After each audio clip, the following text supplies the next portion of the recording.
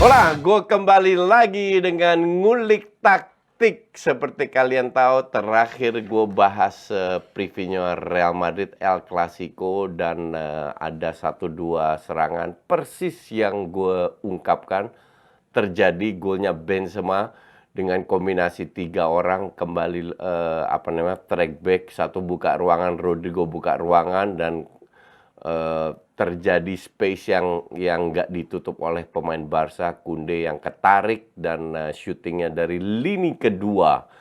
Nah, kali ini gue mau bahas one of the best match yang gue pernah nonton sebagai fans Arsenal, tapi juga kalian yang sebagai penikmat bola pasti sangat menikmati match ini, yaitu Liverpool lawan Arsenal.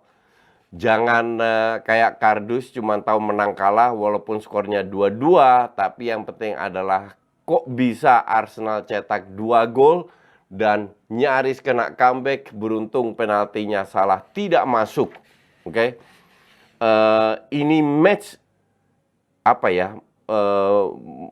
memiliki banyak sekali aspek-aspek yang sangat seru untuk dibahas, banyak bumbu-bumbu. Bagaimana kita lihat babak pertama atau let's say 40 menit pertama dimiliki oleh Arsenal, habis itu Arsenal bisa ngedrop, dilanjutkan sama Liverpool di babak kedua dengan pemain-pemain yang dimiliki. Ini sangat seru untuk kalian yang menikmati sepak bola dan ingin belajar. Jadi nggak hanya jadi kardus ya, cuma tahu menang kalah. Oke, kita ke lapangan dulu. Gue bahas line up-nya Liverpool. Liverpool dari sini lah.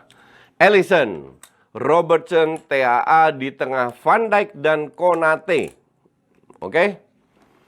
Di tengah Fabinho, Henderson, Fabinho sebagai DM dan juga Curtis Jones. Gue masih nggak paham kenapa Curtis Jones dimainin, karena untuk gue Curtis Jones adalah salah satu pemain yang terburuk di Liga Inggris, apalagi dia main di Liverpool. Di kiri, surprisingly, Jota yang main, bukan Nunes. Ya, Gakpo di tengah sebagai mungkin false nine, beda tipe dengan seandainya Nunes bermain di striker. Dan di kanan ada Mohamed Salah, seperti biasa. Liverpool bisa dibilang ini full team ya. Sementara di Arsenal memiliki beberapa pemain cadangan, tapi Ramsdale bisa bermain. Di tengah tidak ada Saliba, Rob Holding yang main. Di sampingnya Gabriel yang mengantongin Salah. Zinchenko di kiri. Di kanan Ben White, karena Tomiyasu sedang out sampai akhir musim ya. Satu pemain DM Thomas Partey, area kiri di cover sama Granit Xhaka, dan Odegaard sebagai lebih ke free roll. Bukayo Saka, kalian tahu semua, berada di sayap kanan, Martinelli dan Gapsus. Tidak ada Trossard, tidak ada Jorginho. Artinya kalau gue bilang selain Saliba, ya Arsenal turun juga dengan full team. Oke? Nah, kita mulai dari awal. Dari awal Arsenal itu tampil very agresif. Artinya apa? Artinya mereka tidak benar-benar nggak kasih Liverpool waktu atau ruang untuk bernapas. Napas saja susah. Oke? Caranya bagaimana? Full press. Bukayo Saka ambil area kanan, Odegaard, Gapsus di kiri, si Martinelli cover TAA. Ini geser sedikit ya, wingbacknya. Zinchenko bantu sedikit ke tengah, Granit Xhaka di sini, Thomas Partey cover, sehingga mau nggak mau pemain sayapnya juga ikut mundur. Ben White ke kanan dan Zinchenko bantuin lini tengah, bantuin Partey, sehingga Gabriel digeser sedikit ke kiri. Rob Holding lebih sebagai pemain terakhir. Oke. Gua ambil bolanya dulu. Jadi ini gua anggap bola yang biru. Jadi dari awal Liverpool tetap berusaha untuk membangun serangan lewat bawah. ya. Passing Van Dijk, passing Konate, passing ke siapa namanya? TAA, Curtis Jones, Fabinho coba turun, Curtis Jones coba turun. Mereka nggak bisa keluar dari tekanan. Ujung-ujungnya Arsenal mendapatkan apa yang mereka inginkan, yaitu dari Alisson long ball. Nah, tiap kali Alisson long ball bisa dibilang 80% mereka kehilangan bola. Sekali-sekali dapat bola dari ke Salah, tapi Gabriel ini benar-benar begitu ketat menahan Salah sehingga either Salah hilang bola atau pelanggaran yang dilakukan oleh Gabriel. Oke. Di atas kertas di babak pertama, Liverpool kalau nggak salah sedikit unggul. Tapi itu tidak sesuai dengan berjalan pertandingan karena Liverpool unggulnya di belakang, lebih ke passing-passing, tidak di area berbahaya. Arsenal benar-benar covernya ketat. Seandainya Arsenal dapat bola, mereka turun semua membangun serangan, membantu untuk membangun serangan. Oke. Liverpool berusaha untuk melakukan pressure. Jota,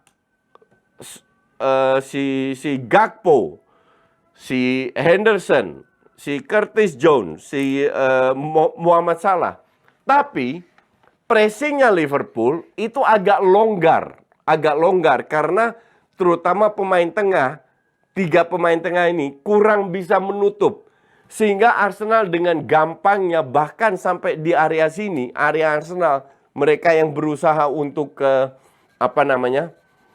melakukan pressure, Arsenal dengan gampangnya keluar mendapatkan banyak space di tengah. Jadi ini menjadi sangat longgar di tengah.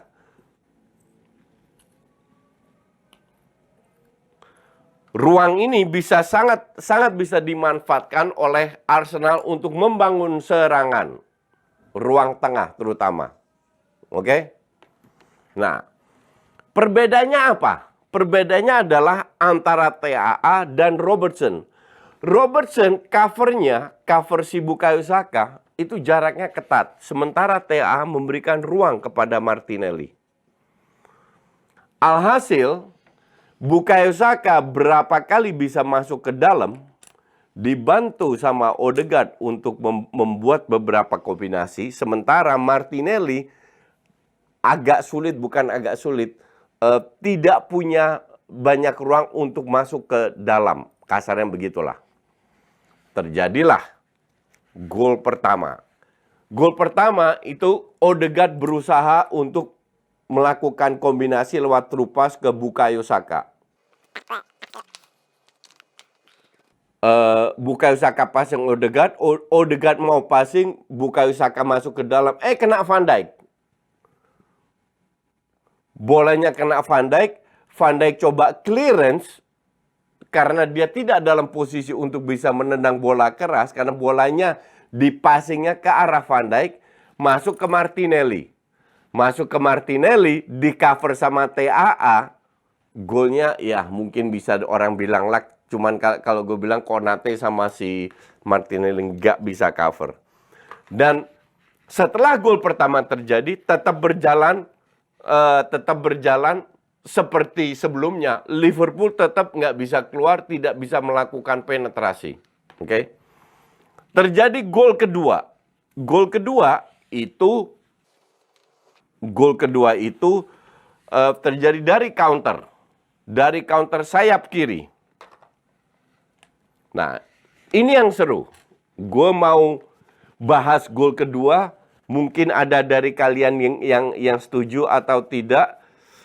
Karena pasti golnya debatable. Jadi, di sayap kiri gue lupa yang crossing siapa. Mungkin Zinchenko. Ini crossing ke Martinelli. Oke? Martinelli dapat bola. Pegang bola. Di cover sama TAA sama Konate kalau nggak salah. Nah, Van Dijk itu berada di area sini. Pertanyaan gue adalah, oke? Orang bilang Van Dijk kecolongan karena Martinelli crossing ke sini, Robertson telat, Gapsus masuk dengan heading, ya. Orang bilang Van Dijk salah. Kenapa Van Dijk tidak mengcover si Gapsus atau at least mendekati lah? Gue bilang Van Dijk nggak salah. Kenapa gue bilang nggak salah? Satu, tidak ada yang tahu bahwa Martinelli akan crossing. Oke? Kalau seandainya dia, artinya lu sebagai defender, sebagai Van Dijk, lu harus cover area. Ini kan areanya Van Dijk. Pada saat Konate di depan atau whoever yang ke depan atau Konate telat, minimal ada 2 orang lah. Van Dijk berada di sini ya. Nah, area sini yang kosong itu harus di-cover oleh salah satu defender, which is Robertson. Kalau gue bilang Robertson telat masuk. Oke. Karena Van Dijk tidak tahu apakah Martinelli akan crossing atau tidak. Kalau seandainya dia berdiri di sini, oke. Ternyata Martinelli ngelewatin, contoh ngolongin salah satu pemain. Ini ruang terlalu besar untuk di-cover. Ya. Seandainya dia ngelewatin bawah nggak crossing, Van Dijk maju ke depan, di sini Gapsus masuk, Van Dijk tenggelam. Tenggelam karena space-nya terlalu besar. Maka dari itu gue bilang bahwa Van Dijk berdiri nggak sini untuk mengcover Gapsus nggak tahu. Karena dia tidak tahu gerakan Gapsus seperti apa. Dan dia tidak tahu Martinelli akan crossing atau enggak. Yang dilakukan oleh defender, yang dilakukan oleh Van Dijk, dan walaupun Van Dijk nggak main bagus, tapi kali ini gue bilang nggak bisa menyalahkan dia, adalah dia cover area ini. Karena pada saat asumsi Martinelli nggak crossing tapi masuk ke dalam, minimal jarak antara Martinelli dan Van Dijk tidak terlalu besar. Pada saat Van Dijk maju ke depan, dia bisa mengurangi ruang geraknya Martinelli. Daripada kalau dia di sini mengantisipasi Gapsus, space-nya terlalu besar. Nah, ini salah satu bahan yang kalian bisa pertimbangkan apakah yang gue katakan benar atau tidak. It's up to you. Ini bukan masalah benar salah, masalah opsi. Kalau lu jadi defender, pilihan mana? Ini pilihan ya.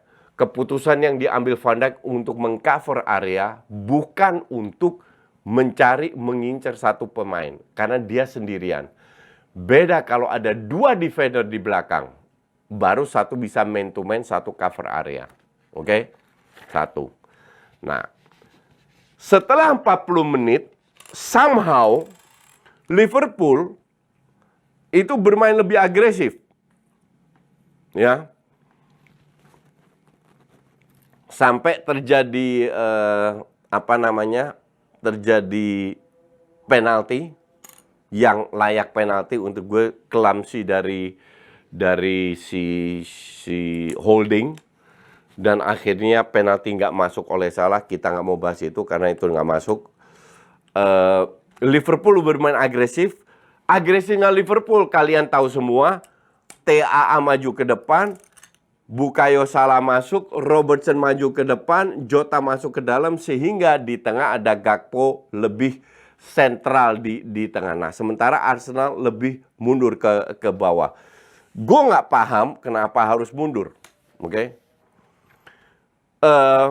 Gol kedua itu untuk gue sedikit jatuh dari langit. Karena pada saat Curtis Jones pegang bola di area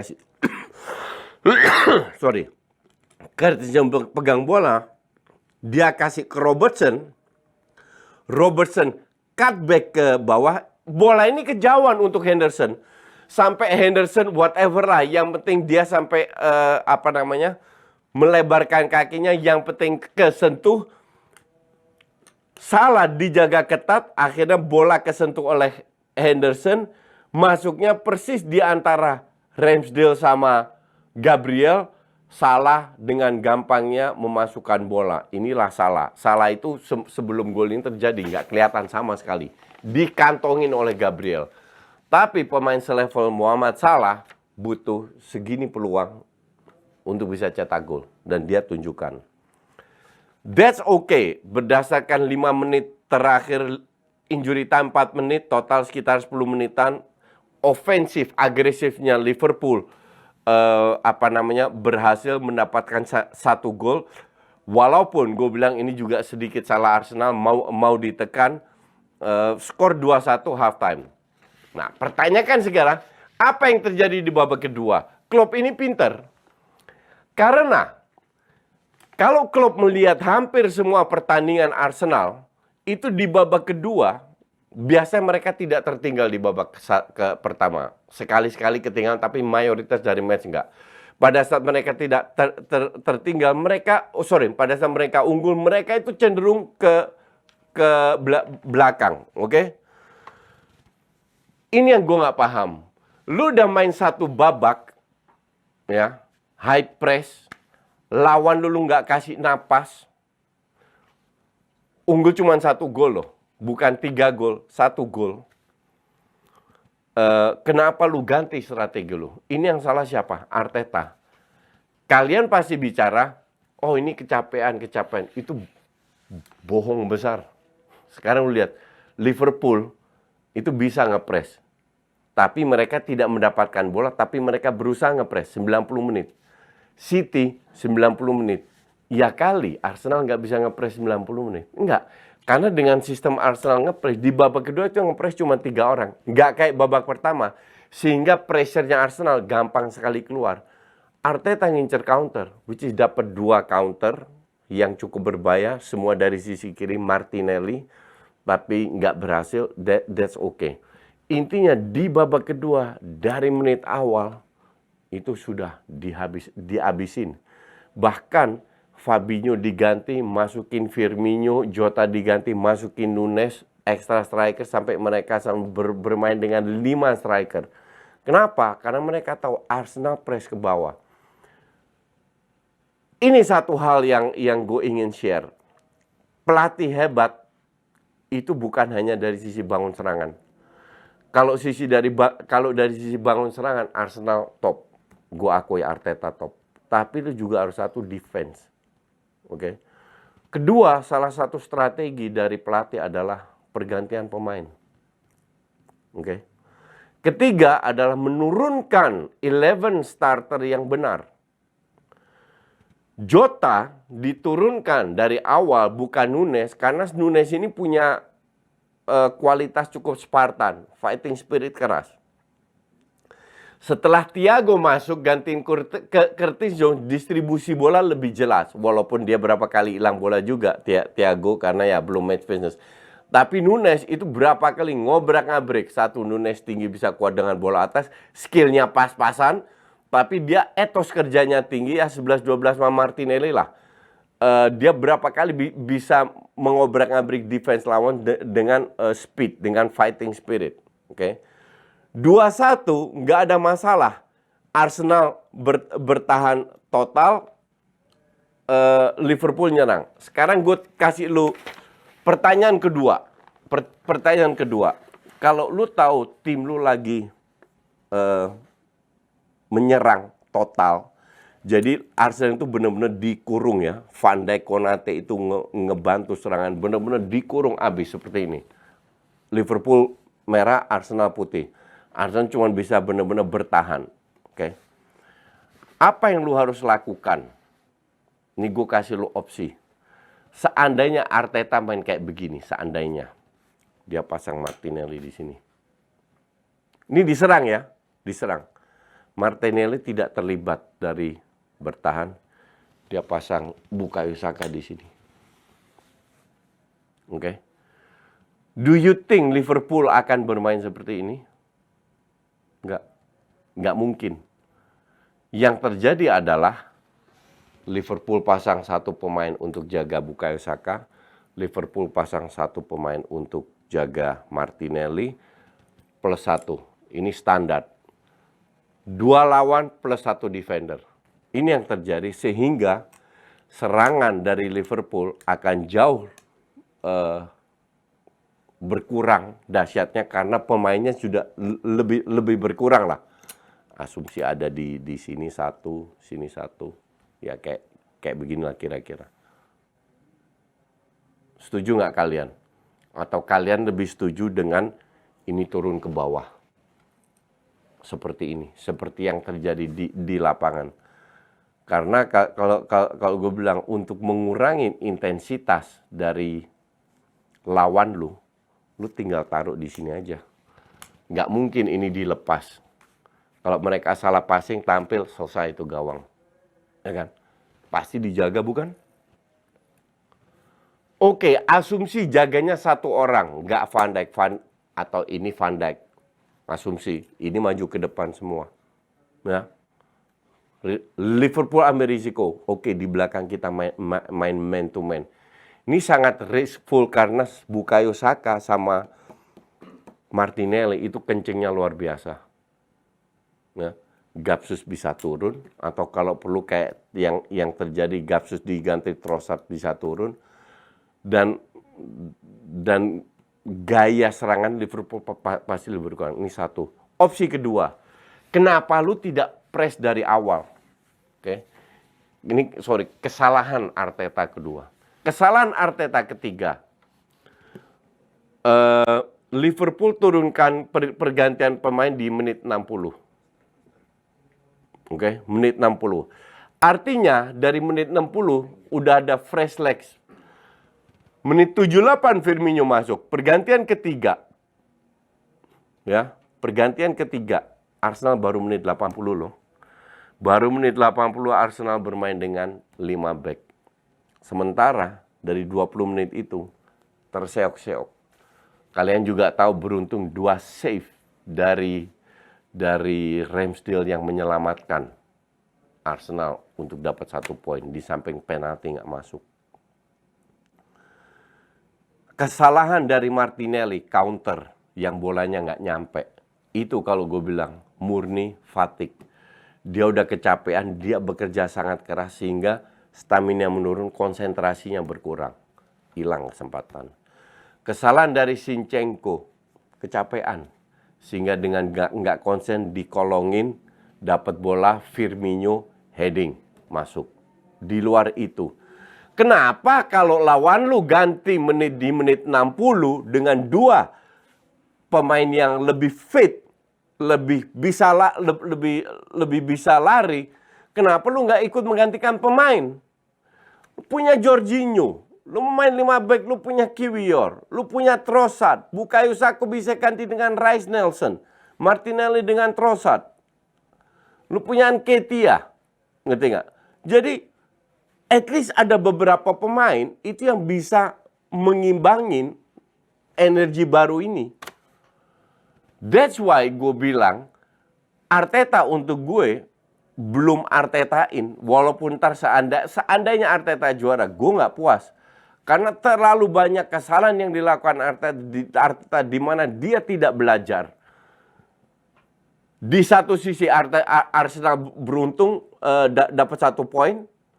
Di sisi lain, kalau dia merubah strateginya tetap high press dan pergantian pemain di menit 60-70 sebagai respons terhadap pergantian pemain Liverpool, gue rasa Arsenal kemarin bisa menang. Tapi ya, this is Arteta. Di luar menang kalah, gue harap kalian sangat menikmati karena sepak bola adalah enjoy the game. Sepak bola itu terlalu indah kalau hanya lihat dari sisi skor.